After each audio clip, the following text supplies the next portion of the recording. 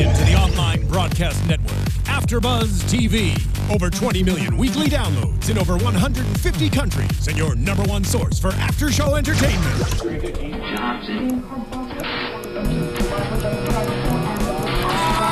AfterBuzz TV, the destination for TV superfans, producing aftershows for over 300 of your favorite TV shows, interviewing celebrities and showrunners, and bringing you behind-the-scenes exclusives. All thanks to E! Entertainment's Maria Menounos, producer Kevin Undergaro, and internet leader Akamai. Now, let the buzz begin! Hello and welcome to an all-new UFC AfterBuzz TV. My name is Daria Berenato, and I'm joined with my boys tonight, like always, Mr. George Hermoza and Mr. Jay Tan. Bonjour, lady. Bonjour. What's up? I missed my mask. Really? That wasn't your mask to begin with, by the way, #1. #2, Halloween is now, Aren't you not supposed to talk about wearing the masks? No, that's Fight Club. You're thinking about Fight Club. You're not supposed to talk about Fight Club. You can talk about wearing the masks. Yeah. Silly me. You're not supposed to be seen taking them off. Okay. Which Man, clearly my he wasn't. improv ability is amazing. That was really good. Yeah. It was sly. Not just a hat rack, my friend. Get Anyway. it? Because my head is for hats, but it's also... I did okay. get it, George. Did you? I was right there You with didn't laugh, so I figured Yeah. you just didn't get it because my stuff is hilarious. That See? all of them. The studio I'll audience. sign on that.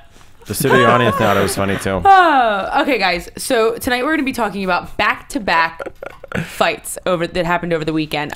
Friday night we had Sydney, Australia, Rockhold versus Bisping. That's UFC Fight Night 55. And then Saturday night we had UFC Fight Night 56 in Brazil. That was a last-minute change-up. I think 2 weeks ago. It was supposed to be Jimmy Manuwa versus Shogun Rua, and Jimmy Manuwa fell out, so they replaced him with OSP. Yep. Not to take away, though, because it was super exciting, but we will get to that later. Yeah. Last Yeah, of the double yeah. shots for the year. I'm just, maybe you guys heard it just, in my my voice there. I'm done with these double shots for the weekend. 10 hours of MMA, It's a lot to watch, and we have to condense it into 60 minutes total. which we will do for you guys right now. 'Cause right that's what here. we do for you. We have That's right. 57 minutes and Okay. We got to go now. 30 seconds left. I had to wait for that. 29, 28, 27. Okay, so what happened? Oh my God, hold on. Okay, so let's start from the bottom of the Australia card. Weird hours, because obviously they are way different time zone than us. Yeah. As Jay mentioned, they're the first of the time zones. But let's start at the bottom of the main event. We had Soa The Hulk Palely. Did you see he walked out with 2 Hulk hands? You guys were talking about that. I missed it. Okay. I missed the walkout. So he, the Hulk, he wears the green shirt with all the, things on it. But he also walked out. Those kids. Did he have Hulk hands? You know how the kids have the Hulk hands? I didn't realize. The green Hulk I hand. know the that ones you you're put talking about. My That man when Mike you- Easton used to rock those too from DC. Really? Featherweight. Yeah. Okay, well, He comes out with must those have too. copied him or something. But, the kids have when you punch and it makes that noise. Right. Anyway, he had one on each hand, which I thought was hilarious. And while he was walking out. Well, he's the Hulk, so He's the he Hulk, should. so he was repping it. Yeah. Speaking of his walkout, did you hear what song he came out to? No, what song did he Well, come out to? I'm like, because when you think about it, a lot of times, a lot of these fighters come out to these big, hard rock, Macho songs, the, yeah. The tough guy themes. Yeah, the tough guys. And then all of a sudden, Walt Harris comes out to something. I forgot what it was. And then Soa Palely comes out to Josh. You never heard of Josh Turner, Your Man? Can I hear it? You never heard of him? No, I have no idea refresh what my you're talking memory. about. I'm an old school guy, man. You don't like country? Oh, trust me. I don't. Refresh our memory. Baby, lock the door and turn the lights down low. I love it. Put some music on that's soft and slow.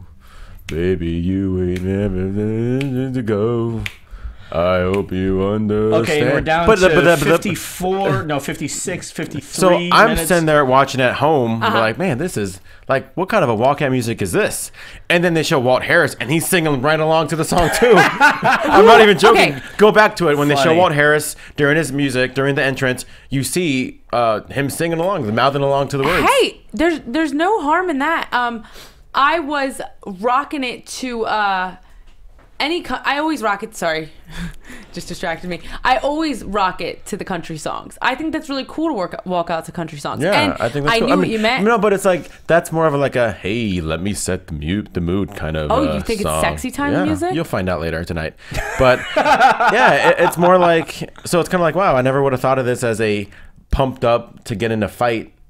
Walkout kind of song. Wasn't it Akiyama who came out to like not Akiyama because he has his own his regular theme, but somebody came out to "We Are the World." Of course, Akiyama has his theme, a piece of classical music that is escaping me now. I can see it. Like you're driving in your car, right? And you know every genre of music gives you different vibes. Whereas like you know you got the heavy metal gets you all angry and mad, and then you know you have the pop and hip hop that gets you all excited and happy. It all depends what kind of mood you want to be in when you walk out there. Country music, for me, reminds me of home. And it gives me, like, a sense of, like, security. So, like, me walking out to a country song would be, like, normal. Like, I would be like, okay, I'm feeling good. It makes me feel comfortable. I don't know. You don't like country? Me. I'm not buying that. Although I do know, I know guys that come out to country and, you know, to each their own, but, you know. You got to go old school, a la Andre the Giant. Don't come out to any song. That'll freak out your opponent. Yeah, they didn't really use that's creepy. Theme walkout music when in the territories that Andre worked. But you know, that wasn't really the strongest point of the Australia card. Anyway, I gotta say. But I thought, Josh Turner, good song. You were talking about Soa and Walt, the big ticket Harris. Yes. Yeah. Soa won by TKO. You know, it's worth noting Harris actually. won by TKO. Oh, excuse me. No, I had Soa winning. What do we do? We only watch the show, guys.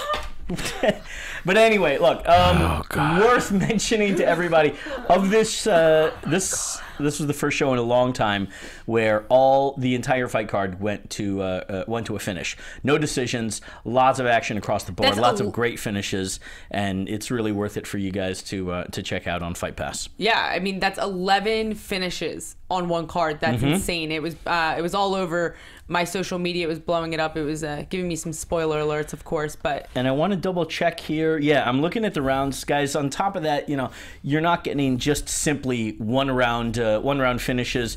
Most of them, I think, actually ended in round 2, other than 1, 2, 3, there's only 4. one fight that ended in round 3. Everything else was 1 or 2. Yeah, so you know, you get your bang for your buck, and you get bang for your buck. So this was really one of the more fun matches, more fun cards to watch. Headlined, of course, by that great grudge match, Luke Rockhold versus Mike Bisping. So entertaining. But before we get to that, I am wrong. J-Tan, you are, of course, right. Soa Palely defeated Harris via TKO in round 2. Yeah, I didn't remember Harris giving a post-fight. If you look at my notes, I have it written right. I just said it wrong. So my apologies, There fans. you go. Fair enough. But no, that was a super good fight. Soa Palely dominating the ground, of course. Definitely trying harder for the takedowns. Finally gets it and finishes Harris with some punches on the ground there. Yeah. The next fight is one of my favorites. Did you guys enjoy this one? I thought this was my favorite fight of the entire main card. Oh. Well, I didn't see the prelims, so I can't really say. I thought you were going to say the entire weekend. The prelims paid off of the entire fight. Yeah, I mean, I'm going to watch the prelims later today. But out of the main card, I thought this was my favorite fight. Okay. Well, it was Robert Whittaker versus Clint Headbussa Hester. Headbussa Hester. I like Clint Hester. I liked him. He was on, I think, was he on Team Sonnen in the Jones versus Sonnen season of Ultimate Clint Fighter? Hester? Yeah. I think you're right. I have a note about him being a veteran of 13 and 17. I'm not sure if he made it on the.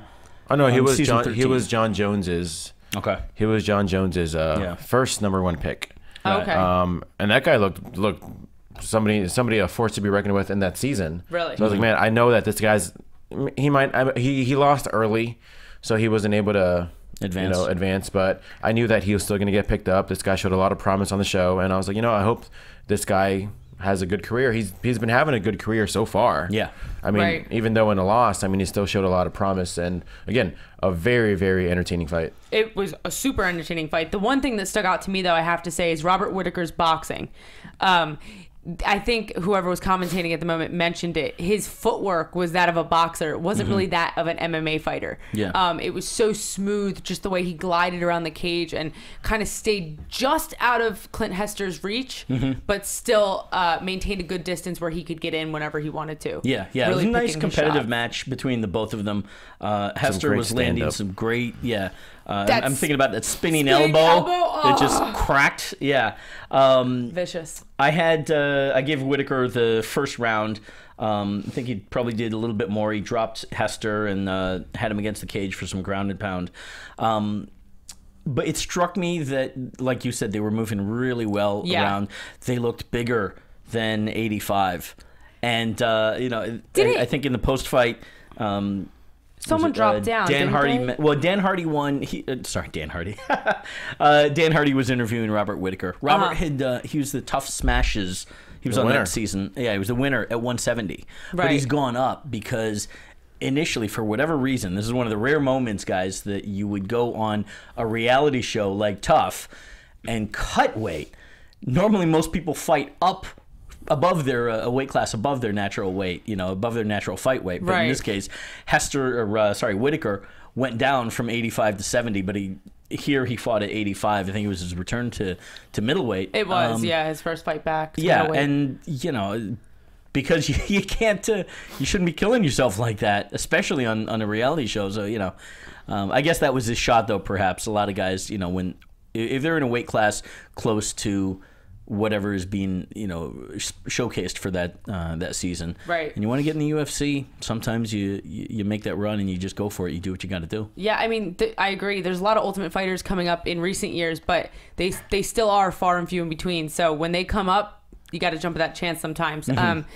It's a little nerve-wracking, though, jumping down a weight class and knowing that you might have to fight multiple times in that 6-week span. Yeah. It could be really, really hard on your body. So I'm glad that he was smart about it and went back up to middleweight as soon as he got back into the UFC. That being said, I think it's his natural weight class because he did amazing, and it didn't at all look like he was outstrengthed or outsized in the fight. Yeah. Clint could probably go up. He looked big for middleweight. Yeah, he did look Perhaps then again, though, he might be if he fought at 205, he might be a small 205er. He would definitely be a small 205er. I mean, he's 6'2". I think he's one of those guys that's kind of just hangs do the in the middle 205, and could go either way. Yeah. I don't know if we said this. Whittaker won via TKO. Next on the thing, we have 155, Ross the Real Deer Pearson versus Al. Is that Ragin? Ragin Iaquinta. Ragin I don't know where that Iaquinta. came from. Ross Pearson, another tough winner. Yes. That's right. I remember watching him on Tough because I just watched it not too long ago. That was Dan Henderson versus Michael Bisping, right? Right, wasn't he? Was Yeah, it? I believe that's right. Which team was he on? I want to say Bisping. UK Bisping. versus, what was it? I think it was like season 7 or so. Yeah, it was 2009. Okay. Because that was when they fought. It was July 11, 2009, UFC 100, where Dan Henderson knocked out Michael Bisping. That's right. One of the greatest KOs of all time. Yes. Go back and watch it, guys. Where can you watch it, guys? I don't know. Probably somewhere. Fight Pass. I'm sure it's on repeat somewhere on TV. UFC.com/Fight Pass for $9.99, and I didn't really have That's any what I was good. setting you up for, George. Oh, okay. I didn't have I a see good what you run did for that there. one, so I Where just can you pitched watch it? Okay, yeah. For $9.99, you guys can watch it on Fight Pass. Anyway. Somebody stole that gimmick from us. No kidding. Yeah. Go back. Hey, Paul, we were doing that first. Just saying. All right. You tell him, Jay. Al won round 2 via TKO. A tough finalist. Tough finalist Yeah. versus a tough winner. Yep. Yeah, exactly. So they said like that this Ross match. Pearson, I like this match too. They said that Ross Pearson had been working with Dominic Cruz, really kind of developing a similar style to Dominic Cruz. That kind of, like I said before about Whittaker, the glide around the cage, really good footwork, moving in and out. Stick and move. Stick and move, That's- exactly. yeah. Which is funny because Ross Pearson, I think prior to that, had kind of like a stand and brawl kind of mentality. His style wasn't as fluid. I did see the fluidity more, but I also saw it even more so in Al. He moves so well around the cage, moving in and out, and really picking his shots, similar to Whittaker. He absolutely was picking his shots. He was circling, and Ross was, whether by default or intentionally, claiming the middle of the cage. They were definitely moving around a lot. I thought the movement between the both of them really was good. You know, some fast strikes. I had a hard time calling the first one. You know, and the second one, by the same token, I'm not quite sure who was leading in it. It was super close because the both of them. This is one of those matches where nobody was doing anything wrong. It was a good technical match. Yeah. But I didn't. I couldn't quite find a winner clear cut round for round, and so therefore I kind of go, I'm not sure what I'm watching. I think I had to watch the first round a couple of times to figure out how I judged it. You know, it's good when you get that feeling though, Jay, because you know that you're watching high level technical fighters. You're not watching a brawl, because if you were, you would know who was winning decisively. I agree with you. The only thing I saw definitively Al winning was because he was owning the cage. He was kind of, it seemed like, I had to watch it back a couple times as well, but it seemed like he was making Ross trail him. Like, if he wanted to close the distance was closed. If he wanted to circle, Ross was circling with him. So it really seemed like he was the one controlling the cage movement. But besides that, it was super close and hard to tell for sure. Yeah, I agree. What do you I think? mean, I think somebody like Al Iaquinta, who's definitely an up-and-coming guy. He's been around for a few years, but that guy just keeps getting better and better every single fight. I think you should give him somebody who's ranked now. I think he's ready for... You think so? He's on his way up? Yeah, pretty much. I mean, he's not... I mean, if you look at the top, or the 13, 14, 15, Rustam Khabilov, Nate Diaz, Jorge Masvidal... Edson Barbosa's number 12. I mean, I think you should give him one of those guys. Definitely. I think he's definitely ready to test himself against the top of the top, the creme of the creme of the UFC. Creme de la creme. Yeah, exactly. The UFC lightweight division. I agree with you. I hope we can see that happen in the near future. You agree with me? I do. It's rare. It's very, very rare. Never have women agree with me to begin with. Oh, so. Women in general don't agree with you. Anyway, at 185 pounds, we have the title fight: Luke Rockhold versus Michael the Count. I don't know. It was a title fight. The main event. Michael the Count Bisping. Talk about two people that don't agree with each other. These two guys. Seriously. Michael Bisping, another tough enough. The Ultimate Fighter. We're plugging you, tough enough. Winner. Ultimate Fighter winner. Michael Bisping. Yep. Season 3. He's just tough. I'm just gonna say Ultimate Fighter. You should say that. And multiple-time coach on the show as well. Yep. Yeah, Mike is by far definitely a veteran of the show. This match though, Rockhold and Bisping, goes back quite a ways. There was a really interesting bit of backstory to it. Years ago, I wish I could remember exactly the date, but Luke Rockhold, I believe, Michael Bisping traveled to AKA and worked out with, did some sparring with Rockhold and those guys, I believe, for an upcoming Strikeforce defense. Rockhold at the time was a champion in Strikeforce and was defending the title. And the legend goes that Bisping went in there and had a pretty easy time against Rockhold, and then later on in an interview talked about it, which is apparently just one of those unwritten gym rules where you just, what stays in the gym, what happens in the gym stays in the gym, and you just don't divulge stuff like that in interviews, which is understandable. We kind of heard that earlier this year with, earlier this year with Daniel Cormier and Patrick Cummins.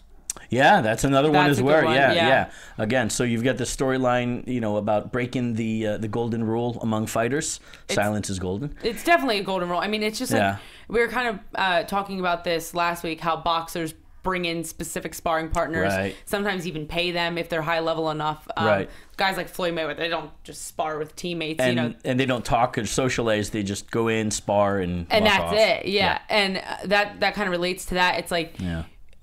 Going in there and sparring with somebody, especially when you guys are both in the UFC and both, ranked. Well, at the time, Rockhold wasn't. He was defending his title in Strikeforce. Right, but still, when you're high level guys like that, and that I could be fighting the guy at that gym or that gym, and he's going back and telling people how I spar. It's just like you just keep it to Well, that happened in an interview. Bisping, divulged that little joke, and by all rights, I'm not sure if I actually saw the footage or not, but. This is one of the things with Michael Bisping. He kind of, in full fairness, he apparently said it kind of as an offhanded joke. and just kind of, wink, wink to the camera. That's a lot. The Brits are known for their very dry wit, and you either get it and you go on with it, or you don't, at which point that person becomes your sworn enemy. And it obviously rubbed Luke the wrong way. This built up to quite a bit of several years later, I guess, of animosity between the two of them, and finally it's come to loggerheads, the both of them being in the UFC and within the top 10. There was the right time for this match, and so they built a nice little storyline and feud off of this. And then there was a story about Rockhold when Bisping fought Kung Lee in Macau not too long ago. Rockhold stepped to Bisping and I believe his dad as well at a coffee shop in the hotel lobby. I don't know and proposed this. I think the match was in talks. It hadn't been secured yet, but Rockhold offered to put up his fight purse and win purse against Bisping, if with the criteria being that Rockhold would finish Bisping in the first round. So even if Rockhold won in the second or third, Bisping would get the whole kit and caboodle there. Well, I'm glad that they didn't go for that. Yeah, it apparently, because he would have lost his purse. Bisping did not go for it. Yeah, that's the thing. He would have lost his purse, but still, won the match. Right. This was a really exciting one as well. I think it started out with the both of them really throwing, again, kind of like Pearson and Iaquinta. They weren't brawling constantly. It wasn't your Griffin Bonner, but both guys were very calculated, deliberate with their punches, with all of their strikes, actually. They're mixing up quite a bit. And I thought it was a great technical fight. I gave Bisping the first round. And then early in the second round, let's see here. Rockhold landed a straight left, drops Bisping, and Rockhold just jumps on the opportunity on the ground, sees a shot for a guillotine, gets it, and rolls to top position even, and chokes out Bisping with one hand. Yeah, one arm. With one arm. Yeah. One-armed guillotine from top position, which is not easy to keep by any means. Definitely not, especially not against a guy like Michael Bisping. I gave round one to Rockhold. Did you? Ironically, I didn't think it was super decisive. I gave it to Rockhold. I gave it to Rockhold. Really? I felt that Rockhold, the entire fight, owned the center of the cage. He was so, I don't know if it had to do with his mentality and his demeanor that made me give him the round, but he seemed way more confident. Bit more cage control. Yes, and just more confident in the cage as well than Bisping. See, that's the thing. I used to believe a lot more in cage control in terms of owning the center of the ring, but now not as much. I realize that it is, unfortunately, you have to focus on the strikes. Who's striking, whose significant strikes are landing cleaner, or strikes in general, and who's amassing more of them. To that end, cumulatively at the end of the round, who did more damage? And it's a mass. It's a combination, an equation of how many strikes did the guy land and how many big ones did he land? How effective were they? Strikes, right? Yeah, comparative to the other guy. And I thought that Rockhold had some good kicks in the first round. Yeah. And that's probably another reason why I gave it to him. But Bisping was busier for me. Bisping was busier? I thought Rockhold was a lot more comfortable, though. I don't know why. There was just a level of comfort. So much calmer. Bisping, I don't know what it is. I've been watching this guy fight since he first got into the UFC, and there was something different about him. Maybe it's wear and tear of the cage, because he's been there for a long time. He fights, and he's not even one of those fighters that fights a lot. Frequently, He fights definitely. a lot. But I don't know. There was just something about him that it just didn't seem comfortable to me. It just, maybe he was moving around too much. He was trying to stick and move. Maybe focusing too much on the footwork. Right. Too focusing on the boxing. I think. I would have to go back and look at his previous fights to compare them properly. But I did notice that he was significantly uncomfortable. Like Rockhold was just more calm. He was just kind of picking his shots, waiting there. Bisping just kind of looked a little too, out there. That can be a psychological thing. I think, unfortunately, in the judging criteria, I mean, that might be their style, but yeah, there's style. There's one part of the whole kit and caboodle, the whole pie is style. How does a guy fight? You see this with Machida. He's a guy that likes to play the outside of the cage and stick and move, and pick and choose his strikes. And some judges will be able to see whether he's winning or not, if he's winning the striking battle, you know. Other people will say he's playing the outside, therefore he's on the defense, and he's constantly running, he's on his bicycle. And I don't, sometimes, you know, it's a subjective thing. I don't necessarily think that you can only decide based on how the guy is circling around the cage. You've also got to look at how the guy is striking, if it's effective or not, and how is the other guy doing in comparison to that. What's his reaction to, yeah, exactly. Yeah. And I get it that psychologically, if somebody is calm and owning the center of the cage and the other guy circling around can't get a foot on the guy, I understand how that can look like he's the guy in the center is winning the match. Right. And sometimes that may be the case, you know. Wasn't for me in this case. Speaking on Lyoto Machida versus like Weidman, for example, that fight, like I felt like Lyoto Machida was running. I felt like he might have been trying to feel out the fight and to play, you know, the outside of the cage, but to me it looked defensive. It didn't look offensive. And that's where I would deduct points from Machida and give them to Weidman in that scenario. Similar to Rockhold and Bisping. I didn't think that Rockhold was being, you know, I don't think he was running or playing the defense. I think he was being calculative and really thinking about his shots. And he was but Bisping as well. Landing. Yes, he being was on the outside. He was the busier one. I think he you know, but it seems like he was busy in a defensive way. Almost, he was counter striking, which well, you're not allowed to take to. away. Exactly, absolutely. Talk to Chuck Liddell about that. Absolutely, that's a great example. It's funny because we talk to Big John McCarthy every time we see him about the judging criteria and how it's, you know, it's not black and white yet. It's not. There's so many gray areas and there's so many opinions in our judging system still. And that's something that I think about. I'm like, okay, so what if you have one of those guys that just keeps a stone cold killer face no matter how hard he gets hit? Where do you go with that? Again, it's a subjective thing, and that can affect a judge's criteria. Absolutely, these are human beings making the best educated determination and conclusion that they can. Absolutely. You know, it's not, unfortunately, it's not a computerized thing. Maybe it should be, and eventually down the road, you know, possibly we'll get into that, you know, huge algorithms and stuff. But it's always going to be argued. You know, fans are always going to be talking about if their guy didn't win, they're going to be arguing for why their guy should have won. And we're going to have a conversation about that in depth on the next card, of course.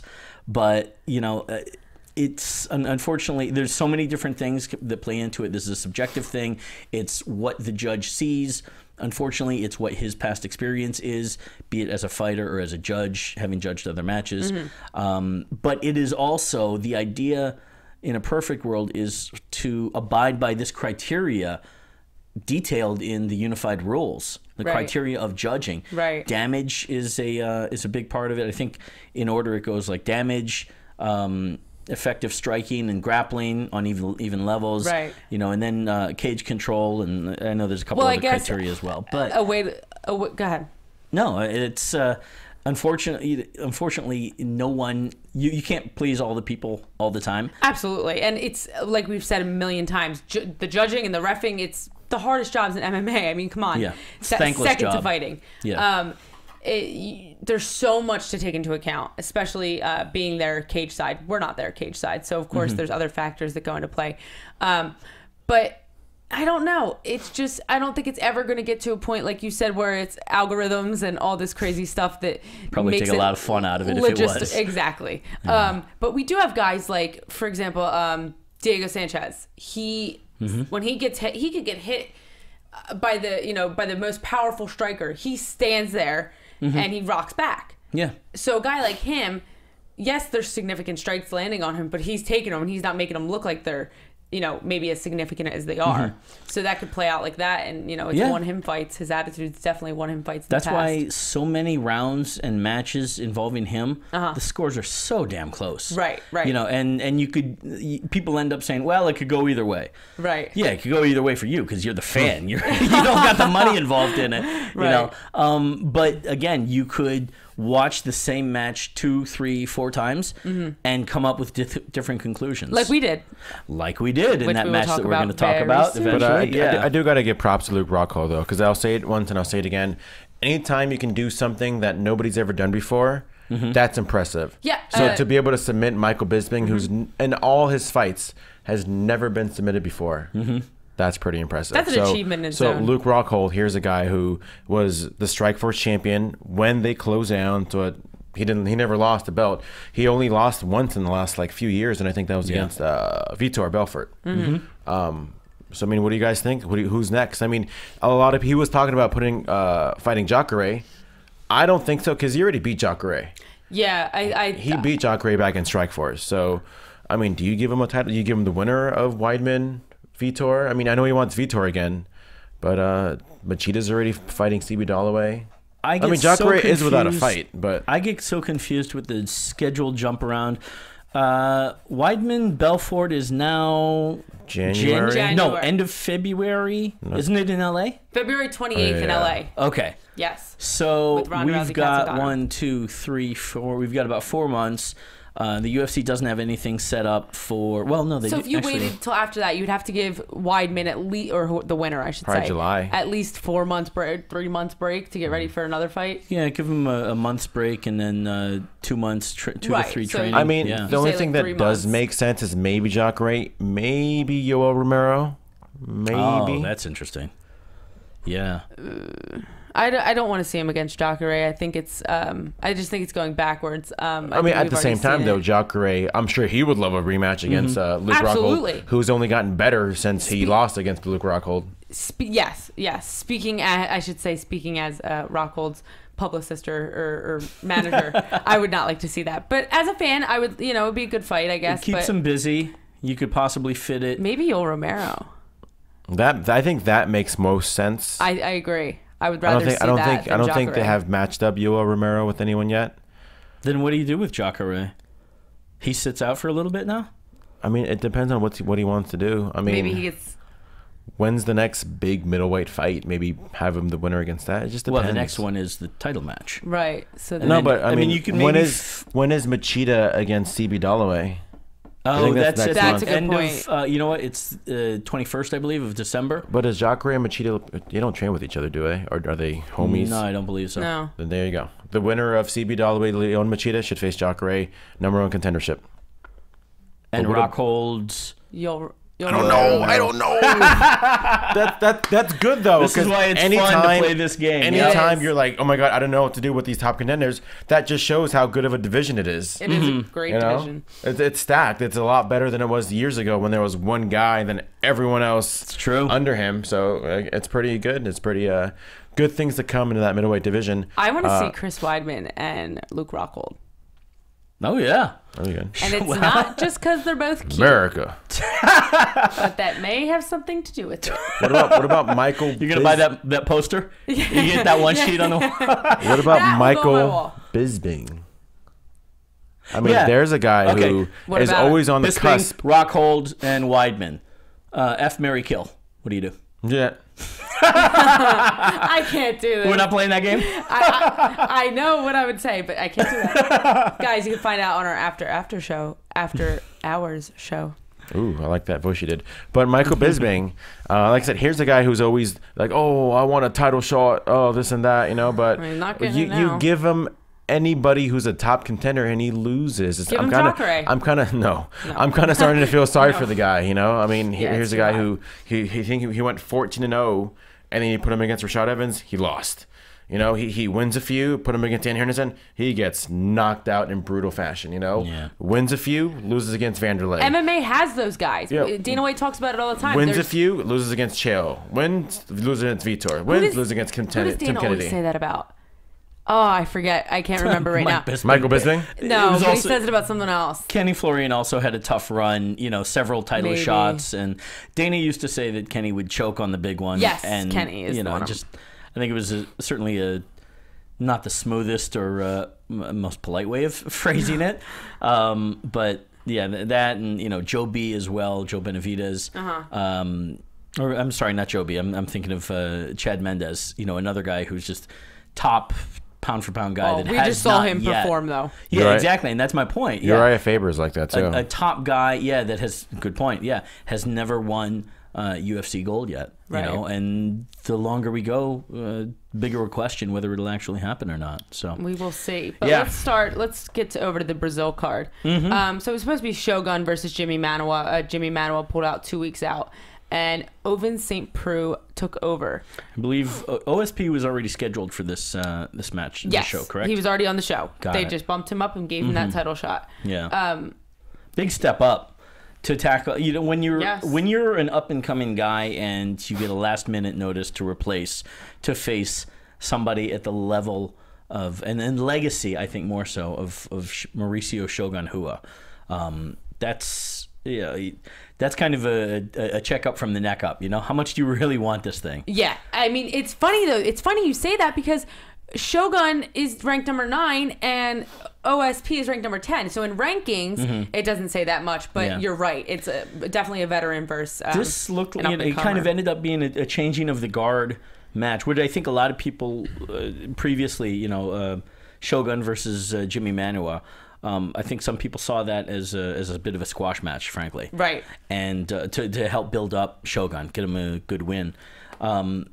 And then you've got OSP jumping in there. And frankly, I mean, Jimmy Manuwa, that could have been it would have been a big upset, changing of the guard match as well.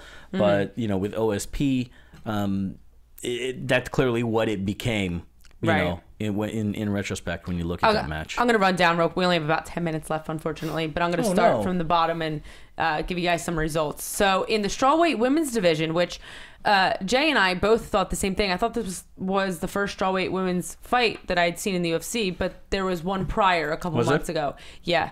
But Juliana Lima versus Nina Ansaroff? Ansaroff, yep. Ansaroff. Juliana Lima won via unanimous decision. Really good wrestling and really good jiu-jitsu by both girls. Yeah. And they're both super aggressive. If you guys didn't see this fight, definitely go check it out because the strawweight women's division is definitely going to be on a hot run come December 12th. So it's definitely something to look into to see these girls. Then we had Claudio Hannibal Silva versus Leon Rocky Edwards. Yep. Silva won via decision. Split decision. Split decision. I had that. I felt a little bit torn on that one. I had it. It was the scores were 29-28, 29-28, and 28-29. I had Edwards taking the first 2 rounds. Okay. I thought he was busier, better striking, but they. Silva was going for a lot of takedowns, but he was shooting from so far out. It seemed. Yeah. I think after that one scramble that they got into in the beginning, I think he lost some of his gas tank, and it caused the rest of his shots for the rest of the fight to be very sloppy because he would kind of like dive in for these ankle shots, and he would land on his shoulder, and then he would get back up, and it was kind of looked messy, very unorthodox, but hey, it worked for him, so kudos to Silva. But Leon Edwards nonetheless looked very good as well. Then we had Warrley Slingshot Alves versus Alan Brahma Jouban. We had Alan on the show a couple months ago, if you guys were watching us then. He is an awesome guy. He was a male model, a very successful male model, turned UFC fighter, and this was his second fight in the UFC. Yeah, this was the big controversial match. Yes. That we were talking about a little bit earlier. Warrley Alves won Ultimate Fighter Brazil 3 at 185. He was undefeated, 8-0 going into this match, now 9-0. He won by unanimous decision, 29-28 across the board, and a lot of people, even the Brazilians themselves, were booing the decision. Really interesting match to study, and of course, us being in Southern California, where Alan lives and resides. I know my Facebook feed was blowing up like crazy. Mine was going nuts. Mine was not a robbery, a robbery of Alan via the judges, feeling that Alan won rounds 2 and 3. Warrley Alves winning round 1. Let me just say this. Me and Jay had a funny situation. The first time I watched it, I was like, oh my God, Alan Jouban should have won. That's bullshit. But I was bartending while watching it, so I didn't really see the whole thing. Bartending, but not bar drinking, right? No, not bar drinking, just bartending. And the first time Jay watched it, he thought it was a fair decision that the right person won. Well, I scored it 29. I scored it 29-28 for Alves. I thought Alves did just barely enough to get that. You thought it was close, but you still had it for Alves to get the second round. Yeah. Right. Now the second time we're watching it together, we both kind of saw each other's opinions more. The other side. Yeah. Yeah. I really saw that. Alves did win it. Still not definitively. It could have been a split decision in my mind, but he definitely won it. And then you saw a little bit more for Joban the second time around. Yeah, so here's the thing. As we've talked about in the past, 29-28 means that two judges, all three judges gave one person 2 rounds, and the other guy won 1 round. So in this case, it was very close, very straightforward. Rounds 1 and 3. Rounds 1, everyone seems to give it to Warrley Alves, and that's fair enough. He almost finished Allen early in that round. Yes. It was easily the toughest challenge. Somehow Allen was able to get out of it, survive the knockdown and the guillotine choke. And still didn't look gassed, and still maintained his Came back and held his own. Definitely. Now, round 3, that was all Joban. By that point, Alves didn't really have anything and was not pushing the pace nearly as much as he had previously in the round 1, nor that compared to Joban in round 3. So it comes down to round 2, where I believe, correct me if I'm wrong, but Alves got a takedown off of a kick. Joban threw a kick. Alves got the takedown and was on top of him for close to half the round. I'd say just about 2 minutes, 2 minutes 30.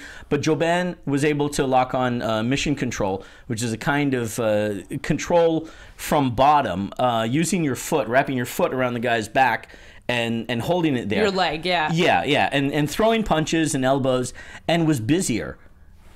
Is that the? I'm not getting the music yet, right? No, we have 5 minutes. All right, 300 seconds left. So from Joban was busier, landed more strikes from bottom, but Joban was on bottom and Warrley Alves was on top. Now, to an uneducated judge or somebody that's not familiar with 10th Planet Jiu-Jitsu, they could possibly, or maybe Jiu-Jitsu in general. I'm not versed as well in the politics of Jiu-Jitsu, but there's a debate whether the guy in control is the guy on top or the guy on bottom who is being more effective and controlling the guys on top. Yeah. And that's what I think it came down to. I have always been a strong supporter of wherever whoever is doing the most damage is in control. I don't care if you're in guard, half guard, mount, whatever it is. Yeah. When you're doing the most damage, you're in control. Bottom line. But guard, half guard, mount is all top position.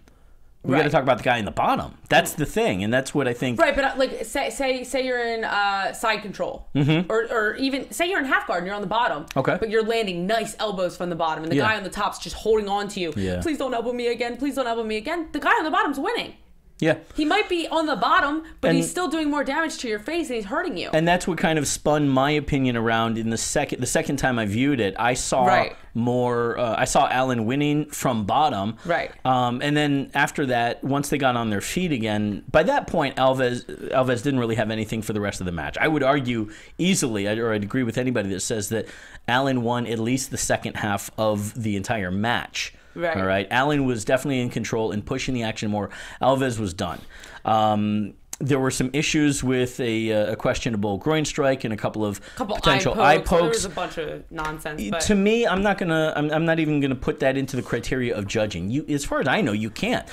Those things, those fouls, unless the referee decides to dock a point from the fighter. Yeah. That's not a criteria for someone to win. I don't think anyone counted against either opponent. Right, but right. Bottom line, guys, go look up mission control if you don't know what it is, because it's really interesting.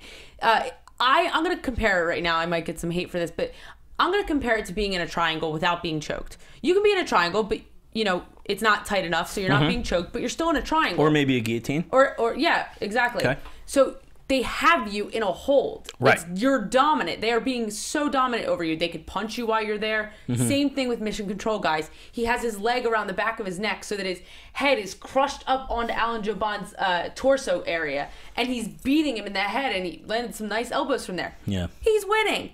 But I do see what the judges were seeing, because as soon as they got up, you saw the damage to Alan Joban's eye that had happened prior to the takedown. I agree with Daria. I think that's probably what it was damage. Yeah. I think it's just the fact that he was kind of on top and control for the first half minute. Then for the last half, or first half round, for the last half of round, it's kind of like, well, they're just kind of going back and forth with Joban kind of getting more strikes. Yeah.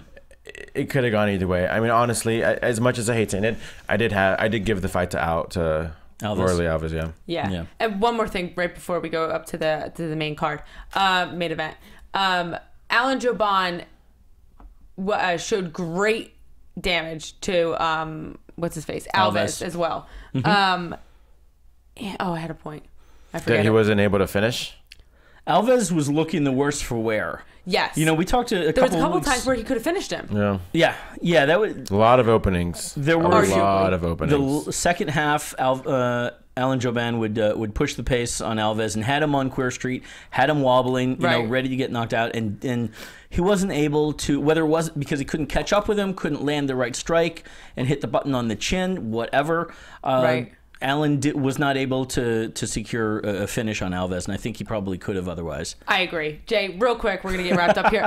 Shogun Rua lost an upset, guys, to OSP. Last-minute fill-in, but he definitely was not last in line. A beautiful left hand by OSP. Shogun fell, and he finished it with some punches on the ground. It's a good thing that match was so fast because we needed to talk about this. Exactly. Alan Joban, great fight. We hope to see you on AfterBuzz again soon.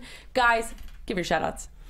JTan 716 all over your usual instant what's that called? Social media. Social media, thank you. Mom, bring me something very expensive and rare. You know what I'm talking about. Thank you. You got it. That Fight Club joke was hilarious earlier today. You can find me at Hermoza on Twitter and at Instagram, and on Twitter and on Instagram at Hermoza, GHERMOZA. You heard it, guys. You can find me at Daria B28 and my new Facebook page. Go and like it. Daria, the Jersey Devil Berenato. Guys, I'll be fighting soon, and I'll definitely be fighting for the U of MMA soon. Jay, I'm excited. You have your colors on today. February. Look for announcement on the U of MMA February 2015. Woo! UofMMA.com at Club Nokia. See you guys later. From executive producers Maria Menounos, Kevin Undergaro, Phil Svitek, and the entire AfterBuzz TV staff, we would like to thank you for listening to the AfterBuzz TV network. To watch or listen to other after shows and post comments or questions, be sure to visit AfterBuzzTV.com.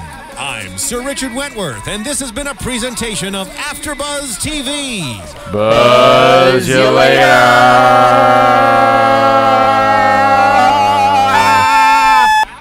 The views expressed herein are those of the hosts only and do not necessarily reflect the views of AfterBuzz TV or its owners or principals.